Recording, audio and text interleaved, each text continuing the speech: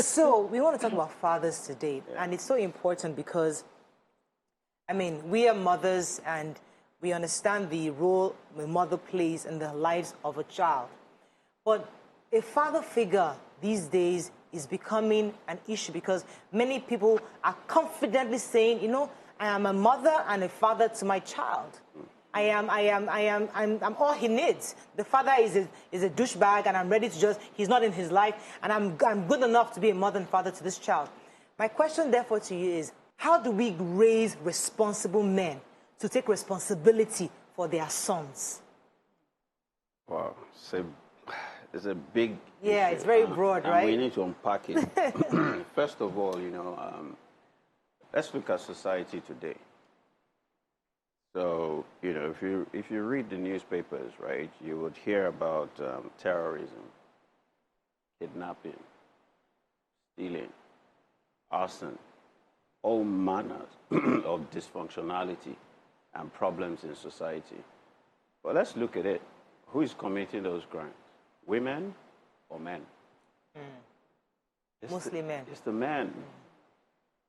Now, if this is what's happening, then we need to ask ourselves why. The reason why is because they're dysfunctional. Why are they dysfunctional? They were nurtured in a dysfunctional home by dysfunctional parents or absent parents. So the mothers, God bless them. The fathers have been absent. They've needed to try and do everything that they can do. So we celebrate all the women that have stepped up. But it's not enough. Fathers need to wake up to their responsibilities. In fact, being a father is not just about, you know, procreation. It's not just about sowing those your wild oats. It's about, you know, nurturing your son to become, you know, a responsible member of society.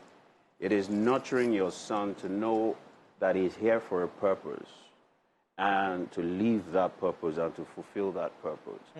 It is ensuring that your son becomes better than you. Right. It is ensuring that your son adds value to humanity. Now, that is your number one purpose.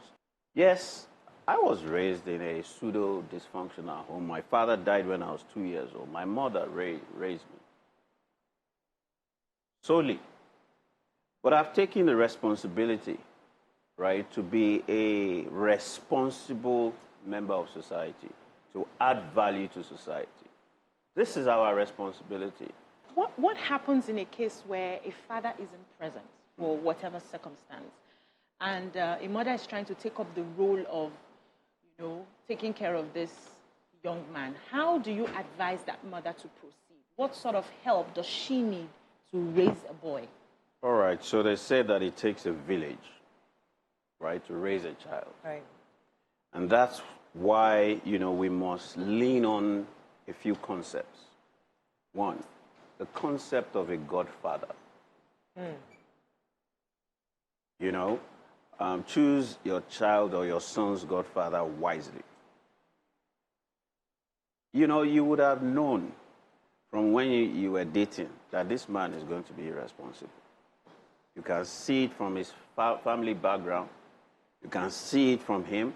You can see it from the way he relates with his siblings, especially younger siblings, right? You can see it from the way he relates with younger boys, right, around him. You can see it. You can see the red flags. And so if you decide to go ahead with that, then you have to choose the godfather right.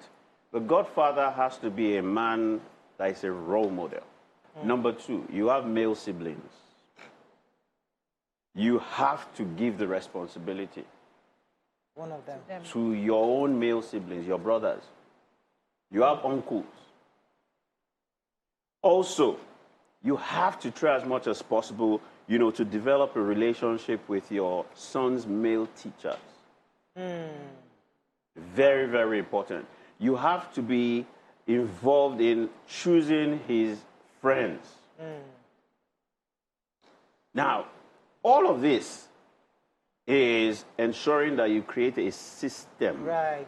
around this boy, such that left, right, center, forward is bombarded by the right kinds of people. There's this new saying around town saying, oh, let the boy cry. You know, let him express his emotions. You know, let him just be, we're tired of having this macho. But are we not creating sissies? Are we not creating men that are not going to be in charge? Because there's always that feeling of when a woman feels like, yes, my man is in control. He understands. He's a leader here.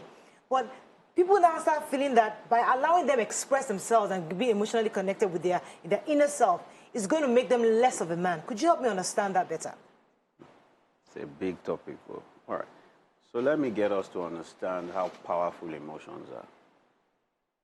You cannot make a decision without an emotion. Every decision you make is influenced by an emotion. So if we teach men only to focus or express positive emotion, then they are not complete, because that's not life. The reality of life is ups and downs, good and bad, right? Negative and positive. Life is about polarity. That's one of the 12 universal laws of the universe. The law of polarity. There will always be the opposite of everything. And it's always yin and yang. So we need to get our boys to understand the law of sexes. When I talk about sexes, is you are male and female. I am male and female. The left side of my body is filled with female energy. The right side of my body is filled with male energy, which means that female emotions, male emotions. And the reason why we need to nurture them for both, right, is for them to find harmony. You must cry because it's an emotion. You must laugh because it's an expression. Sorry, crying is an expression of an emotion. Laughing is an expression of an emotion, right? Pain is an expression of certain emotions. It's energy. It cannot be suppressed for too long, right? It will be converted to another form, which will be toxic, which will bring disease and destruction. Internal and external. So we must teach them to embrace and express the right way